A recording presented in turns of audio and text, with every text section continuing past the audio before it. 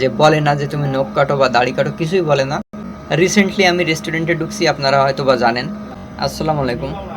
আপনারা একটা জিনিস হয়তো লক্ষ্য করতেছেন, হয়তো বা লক্ষ্য করতে পারছেন না এখনো।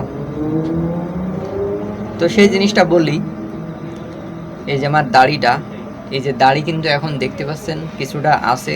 তো এটার মূল কারণ কি? এটার মূল কারণ চলেন আজকের ভিডিওতে ক্লিয়ার করার চেষ্টা করি। তো নর্মালি জাপানে থাকলে কিন্তু সবসময় ক্লিন শেপ বা দাড়ি, গোঁফ সব কিছু কাটা লাগে। তো আমিও কাটছিলাম। কিছুদিন আগের ভিডিও দেখলে বুঝতে পারবেন আমিও কিন্তু কাটছিলাম। তো এখন কিন্তু কাটতেছি না। এটার কারণ কি? এটার কারণই আজকে মূলত ব্যাখ্যা করব। রিসেন্টলি আমি রেস্টুরেন্টে ঢুকছি, আপনারা হয়তো বা জানেন। তো ওই জায়গায় কিন্তু কোনো আমার চাপ দেয় না যে তুমি নখ কাটো। এই যে নখ দেখেন একটু একটু বড় হয়েছে। যে বলে না যে তুমি নখ কাটো বা দাড়ি কাটো, কিছুই বলে না। আমি যাই কাজ করি, কাজ করে চলে আসি। তো এই হলো অবস্থা। আর আমি যখন শ্যাম্পু কোম্পানিতে কাজ করতাম, অন্য জায়গায় কাজ করতাম, তখন কিন্তু আমার প্রতিদিন নখও কাটা লাগতো, দাড়ি কাটা লাগতো, প্রতিদিন চেক করতো। তো তখন কিন্তু খুবই প্যারার মধ্যে থাকতাম, কারণ প্রতিটা দিন 30 মিনিট যদি নখ আর দাড়ির পিছনে যাই তাহলে কিভাবে সম্ভব? মানে প্রতিটা দিন এরকম করা লাগতো কিন্তু আমার। সপ্তাহে 4 দিন বা 5 দিনও যদি কাজ করি তাহলে কিন্তু 5 দিন সপ্তাহে আমার এইভাবে কষ্টটা করা লাগতো। খুবই প্যারা লাগতো বিষয়টা।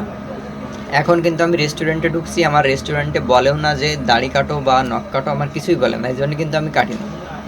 সবাই আর কি চাই যেরকম মুসলিম হিসেবে যে দাড়ি রাখতে, তো আমিও কিন্তু সেইভাবে রাখার চেষ্টা করি। বাংলাদেশে আমার যতটুকু মানে পারতাম ততটুকু রাখার চেষ্টা করতাম, ছোট ছোট বা একটু বড় এভাবে রাখার চেষ্টা করতাম যতটুকু আর কি পারা যায়। তো এখনও কিন্তু আমি রাখার চেষ্টা করব, যেহেতু আমার কিছু বলতেছে না, তাইলে আমার রাখলে অসুবিধা কি?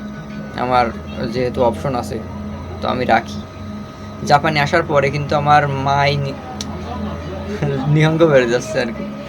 জাপানে আসার পর থেকে কিন্তু আমার প্রতিটা দিন আমার শেভ করা লাগছে, দাড়ি কাটা লাগছে।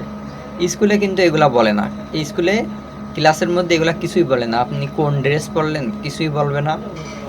আপনি মুখ যদি নাও ধোন, দাঁত যদি ব্রাশও না করেন, তাও কিন্তু স্কুলের ক্লাসের মধ্যে কিছুই বলবে না টিচাররা। আপনি যদি দাড়ি না কাটেন, মানে গোঁফ না কাটেন, কিছুই বলবে না। এমনি জাস্ট বলবে যে এইগুলা কাটলে ভালো হবে আর কি, এগুলো কাটে আসবো একটু। তারপরে কিছুই বলে না। মূলত প্যারাদের সব থেকে কাজের জায়গায়, যে জায়গায় কাজ করেন বা করবেন আসার পরে, তো সেই জায়গায় কিন্তু মূলত বেশি চাপ দেয় আর কি, প্রেশার দেয় যে দাড়ি কাটো, গোঁফ কাটো, এইগুলো। আমি যেহেতু শ্যাম্পু কোম্পানিতে কাজ করতাম, ওই জায়গায় কিন্তু সেন্সিটিভ জায়গা, ওরা বলতো যে এই জায়গা সেন্সিটিভ জায়গা, দাড়ি বা নখ সবগুলো কাটিয়ে যাওয়া লাগবে। তো এরকম একটা অবস্থা, এই জন্য আর কি কাটিয়ে যাওয়া লাগতো। আমার ডাইরেক্ট বলে দিত যে দাড়ি কাটবা না, নখ কাটবা না, তোমার কাজ নেই। দাড়ি কাটবা, নখ কাটবা, তোমার কাজ আছে, তোমার কাজ করতে পারবা না। মানে ডাইরেক্ট অপমান, এরকম একটা অবস্থা। তো আলহামদুলিল্লাহ রেস্টুরেন্টে ঢুকতে পারছি। কষ্ট আছে, রেস্টুরেন্টেও কষ্ট আছে। আর প্রথম 1-2 মাস কিন্তু প্রচুর কষ্ট হবে আমার। আমি বুঝতে পারতেছি এখন কষ্ট হচ্ছে মোটামুটি, কারণ আমার কোনো অভিজ্ঞতা নেই রেস্টুরেন্টের, প্রথম কথা। দ্বিতীয় কথা, জাপানের যে খাবারগুলো ওইগুলো তো আমি চিনি নে, আর খাইও নি, আর দেখেও নি কোনো দিন। তো এই প্রত্যেকটা খাবারের সাথে কিন্তু 4-5 রকম আইটেম যোগ করা লাগে, একটু পোড়ানো লাগে, অনেক কিছু দেওয়া লাগে, এক একটার নাম এক এক রকমের।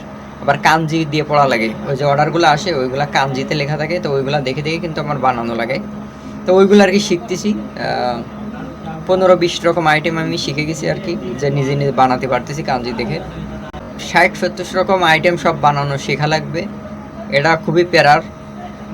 তো প্রথম 2-3 মাস আমার কষ্ট হবে, তারপরে কিন্তু আমার আর কষ্ট হবে না যখন শিখে যাব। এই হলো প্রথম 2-3 মাস একটু বেশি কষ্ট হবে।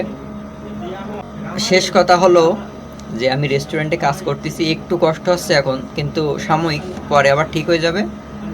আর দ্বিতীয় কথা, আমি দাড়ি রাখতে পারতেছি, আবার নিজের ইচ্ছা মতো একটু দাঁড়ায় থাকতে পারতেছি, এদিক সেদিক যাইতে পারতেছি, পানি খাইতে পারতেছি।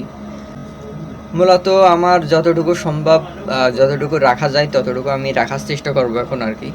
এখন দেখা যাক বাকিটা কি হয়।